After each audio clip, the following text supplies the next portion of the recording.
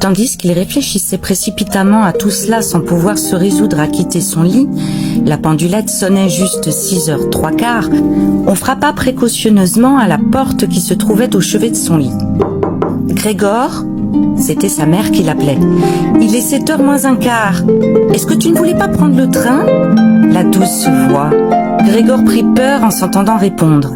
C'était sans aucun doute sa voix d'avant, mais il venait s'y mêler, comme par en dessous, un couinement douloureux et irrépressible qui ne laissait aux mots leur netteté qu'au premier instant, littéralement, pour ensuite en détruire la résonance au point qu'on ne savait pas si l'on avait bien entendu. Grégor avait d'abord l'intention de répondre en détail et de tout expliquer, mais dans ces conditions, il se contenta de dire « Oui, merci maman, je me lève ».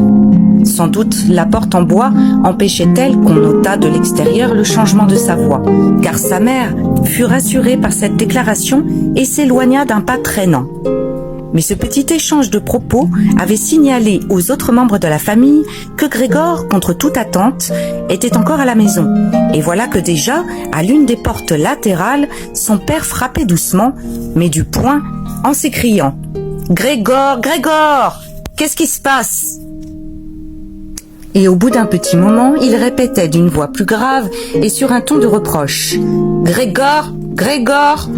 Et derrière l'autre porte latérale, la sœur de Grégor murmurait d'un ton plaintif « Grégor, tu ne te sens pas bien?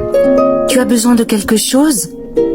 À l'un comme à l'autre, Grégor répondit « Je vais avoir fini » en s'imposant la diction la plus soignée et en ménageant de longues pauses entre chaque mot, afin que sa voix n'eût rien de bizarre.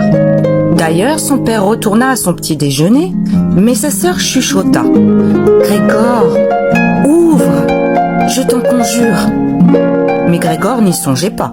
Il se félicita au contraire de la précaution qu'il avait apprise dans ses tournées et qui lui faisait fermer toutes les portes à clé pour la nuit, même quand il était chez lui.